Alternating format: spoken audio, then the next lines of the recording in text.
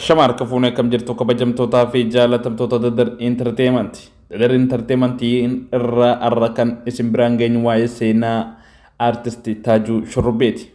Taajuu Shurrubbee akkuma beekamu dhiheenya kana haadha warraa gaa'ela wajjin godhatee ajjeesuu isaa sooshaal miidiyaa fi karaa garaagaraatiin dhagahaati jirra. Arra garuu akkuma beekamu mana murtii duratti dhiyaachuunsaa dhagahameeti jira. Artisti Taajuu Shurrubbee ji'oota muraasa dura haadha warraa yookiin gaa'ela kan godhate yommuu ta'u, intala adaadaa isaa biyya isaarraa geeffachuudhaan biyya Jarman keessatti gaa'ela yookaan cidha waliin godhatanii wajjin jiraachaa jiru. Garuu wanti dhiheenya kanaa as torbaanota kana keessa mudate waan baay'ee nama gaddisiisu. Akkuma beekamu hinaaffaan jiruuf jireenya bultii ilma namaa tan facaaftudha. Gaa'ela keessattis rakkoon yookiin mashaakillee kan uumamudha. Kun waan nama tokko yookaan namoota lama sadii irratti ta'uu odoo hin taane waan namoota hedduu irratti furamudha. Garuu akkuma muka jigee qottoo itti baay'ata jedhan gaa'elaa fi gaagaminsa isaanii wal dhabdee isaanii kana jidduu dahoo godhachuudhaan namoonni jidduu seenanii bultii isaanii akka laaqan odeeffannoolee garaagaraa arganneen mirkaneessineeti jirra. Haa ta'u namni kun maaliif haadha warraa ajjeese? Haati warraas haa ta'u maal nama kana irratti hojjette kan jiru kan beeku Rabbuma. Ta'ee garuu ammoo wanni hanga ammaatti hubanne waan nama gaddisiisudha. Artistiin kun guyyaa akka har'aa yookaan ammoo guyyaa aladaa jechuu kooti haadha warraa isaa mana keessatti ajjeesuusaa poolisiin biyya Jarman dargaggeessi umrii 35 mucayyoo umrii waggaa 27 ajjeesee jira jechuudhaan gabaase. Gabaasa kana booda namoonni karaa walitti dawwaluudhaan dhugaa ta'uu mirkaneeffataniiti jiru. Artisti Taajuu Shurrubbee jiruu isaa keessatti yoo xiqqaatte toora nama haadha warraa 11 ol nama fuudheedha. Garuu ammoo haadha warraa isaa tana hunda keessaa tan boodaa tana haalaan jaalachuusaa odeeffannoon arganne ni mirkaneessa. Haadha warraa isaa kana intala adaadaa san taate Hilwaatan jedhamtu ji'oota muraasa dura biyya Jarman keessatti gaa'ela godhatanii kana booda akka dubartii biraa hin fuunee fi isii irratti dubartii maayee akka taate irra deddeebiin dubbachaatu ture. Ta'ee garuu ammoo wal dhabdeen isaan lamaan jidduu dhuftee inninis murtee xumuraa jechuudhaan fuula feesbuukii isaa irratti barreeffama barreessee jira. Barruusa kana keessatti akkuma beekamu namoonni jaalala dhugaa nama jaalatan narraa fakkeenya fudhadhaa. Akkasumas dubartoonni dhiira dildila godhatanii erga biyya namaa yookiin ammoo rakkoo takka keessaa itti baafatan biyya dimokiraasii dhufee mirga kafaleetiin qaba jettee dhiira gubbatti ol kaatu seenaa duudhaa aadaa fi safootee tan ganamaa irratti deebi jechuun gorsa kanneef akkasumas amantii ta'e yookaan aadaa ta'e keessaa hin bahin jechuudhaan gorsa kanneef. Inni xumuraa immoo dargaggoota haadha warraa namaa tan nama jala jirtu tan jaarsitti laffa'ee jiruuf jireenya isaa irratti maallaqa guddaa irra dhangalaasee biyyaa kaasee ammaas tokko rakkoo takka keessaa baasee fidate jalaa baasuudhaaf tattaaffii dhiibbaa yookaan ammoo sobuudhaan godhaa jirtan akka irraa of qusattan jechuun akka irraa of qusattan jechuun dhaamsa dabarfateeti jira.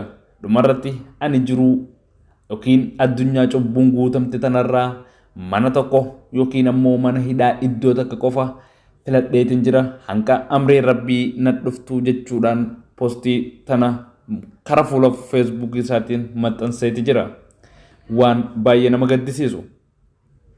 Akkasuma ilma isaa gadaallee kan haadha warraa isaa tan duraarraan dhalee jiruuf jireenya yookiin ammoo barahaa Liibiyaa fi bahara Xaaliyaanii gubbaa dabarsuudhaan biyya Jarman keessa geesse ilma isaallee dirree irra gateeti biraa deeme. Tarii gareen ilma isaa kunoo maal ta'a kan jedhudha. Mee seenaa isaa kan ilma isaatii wajji dabarsa kana daawwadhaa. Rakkoo hedduudhaan dabarseen. Rakkoo jajjabduun dabarseen. So ani gaafaan biyyaa deeme maallaqa illee hin qabanne hin qabu waati qoon qaba. So uummata Oromooti kana gargaareen. Bahararra rakkoo ajaa'ibaatiin dabarse. An viidiyoo hundaan qaba bahararratti. Mucaa kiyyaa asirra kaadhee gaafaan baraa keessa deemullee suuraan qaba. Gaafaan achi gubbaarra baara gubbaa deemullee viidiyoon qaba. Hedduu viidiyoo nama ajaa'ibsiiftuun qaba. Viidiyoo nama ajaa'ibsiiftu.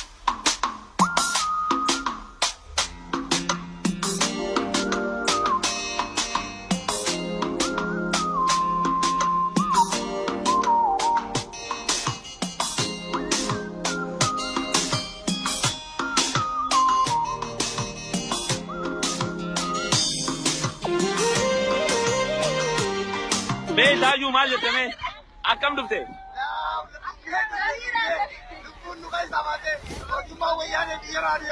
Aya.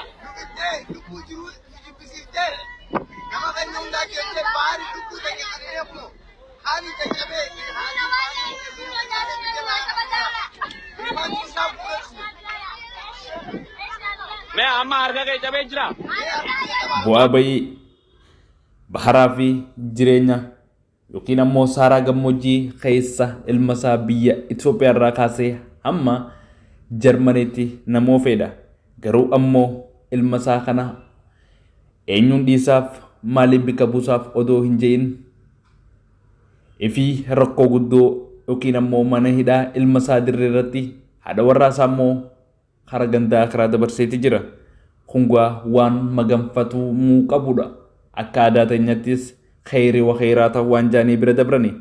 Garuu ammoo wal dhabdeen bultii keessatti jaarsi tokko yookiin jaartii takka jidduun waan nama tokkoo fi lama jidduutti uumamuudha. Waan namoota baay'ee keessatti jiruuf jireenya keessatti uumamuudha. Garuu ammoo obsaan irra dabruun waan baay'ee baratamaa fi filatamaati. Ta'ee garuu akka jaanitti namoonni tokko tokko namoota sooshaal miidiyaa irratti dhiibbaa qaban kanneen nama sodaachisuu danda'an kan filatanidha. Manguddoon takka jireenya namaa keessatti innaa jaarsaa fi jaartii rakkoo jaarsaa fi jaartii dubbattu tan ofirra dhaabdeeti jedhan namni biyya teenyaa yeroo makmaaku. Garuu ammoo inni namoota sooshaal miidiyaan dhiibbaa godhan kan akka Hamzaa Sheek Jaabir isiin ammoo namoota sooshaal miidiyaan dhiibbaa karaa feesbuukaatiin godhuu danda'an jette akka Baqlawaa yaammatte. Namoonni kunneen isaan sodaachisuu gamaa gamana baanii isaan sodaachisuu taate dubbiin tunis hanga ammaatti ifa yookiin ammoo qabatama dhibbaa dhibbatti hin taane. Ta'ee garuu adeemsaa fi wantootni tokko tokko ni mul'atu. Hamzaa Sheek Jaabir liivii TikTok irratti Aliyyi Saabitii wajji godheen ammoo awwaan tana keessa hin jiru harkaas keessa hin qabu. Viidiyoon inni natti ergee isii akkaan sodaachisuun na taasise hin jiru yoo jee kan dubbatu taate immoo gara feesbuukiitiin ammoo Baqlawaa yookiin Baqlawaa dirreedhaa namni kun akka isii doorsisaa ture. Meseejii Hamzaa Sheek Jaabir karaa waasaappiitiin hilwaaf barreesse gara feesbuukiitiin maxxanseeti jira. Ammallee dubbiin isaanii wal keessa deebiteeti jirti. Taajuun ammoo murtii kana kan fudhate akka jedhutti isiin dhiirota biraatii wajjin ammoo namoota biraatii wajjin hariiroo waan uumteef kan jedhudha. Innis garuu akka seenaa isaarraa dhageenyatti nama baay'ee hisaaba ala hinaafuudha. Isiin illeen wal amantii fi wal shakkiin baay'ee jara lamaan kana jidduutti uumamte. Mee ragaa qabatamaa kan Muhyiddin Abdullaahi obboleessaa haasise.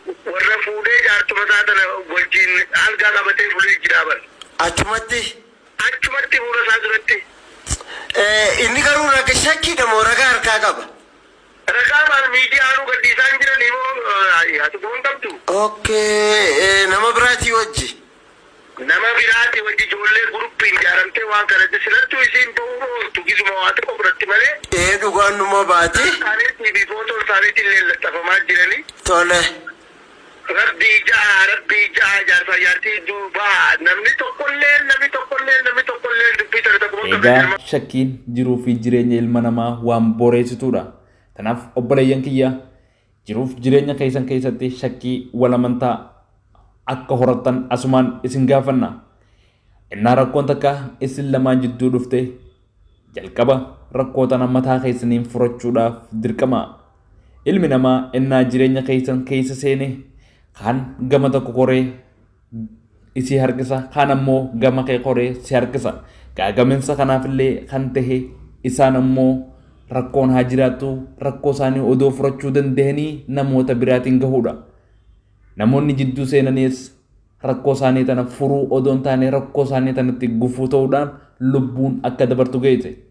Kanaaf Oromoonnis kanneen biyya Jarman keessa jiraatan mucaa yookiin ilma isaa Gadaa akkanii fi hegeree isaa kan fuula duraatiif dawoo yookiin xurree keessaniif kabajaan isin gaafanna. Akkasumas obboleettii teenya taduutillee akka awwaallannoo asumaan kabajaa isin gaafanna. Isallee ammoo namni rabbii gaditti heeraa jira. Heera biroo dabarte immoo akka aadaa fixanne yoo jaanis san murtiin kan warraati. Akka aadaa Oromootti namni tokko intala takka yoo ajjeese gumaadha. Yoo san hin ta'u jenne immoo qaama seeraatiin kan itti murtaa'uudha. Hundaafuu namoonni isa dawoo godhatanii isii dawoo godhatanii bultii fi jireenya namaa gaagaatan fuulduraaf akka irraa wal qusatan kan kana daleedaniif ammoo jazaa keessa rabbiin isin haa kafalu jenna. Kabajamtootaa fi jaalatamtoota Dadar Entertainment kan arraaf cuunfannee walitti qabanne kana torbaan qophii biraatiin ammoo walitti deebinutti nagaan tura. Odeeffannoolee fi ragaalee qabatamaa yeroo arganne isin biraan geenya. Galatooma.